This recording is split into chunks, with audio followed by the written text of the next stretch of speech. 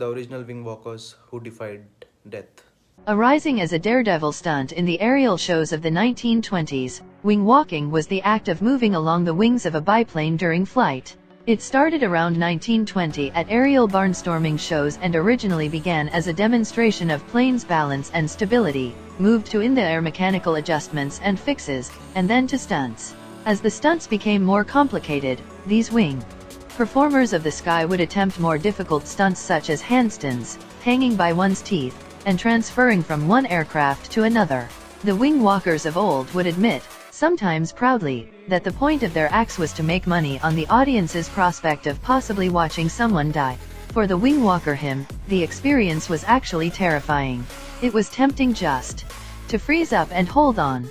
If you were going to move, you had to be careful to make sure you were holding something substantial enough to take your weight in the face of wind blowing nearly 100 miles per hour.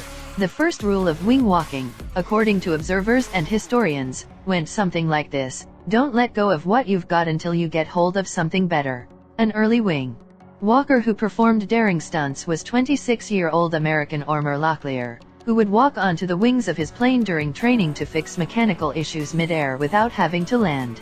He would later go on to be one of the first daredevils to perform stunts to the public as part of the aerial show movement of the 1920s. Unfortunately, he would also eventually meet his end during a wing walking stunt. Another successful woman in this profession was Lillian Boyer, who performed hundreds of wing-walking exhibitions, automobile-to-plane changes, and parachute jumps. 18-year-old Elry Borga Jeppesen, known today for having developed air navigation manuals and charts, joined Tex Rankin's flying circus around 1925. One of his jobs was wing walking. Not surprisingly, there were a few mishaps.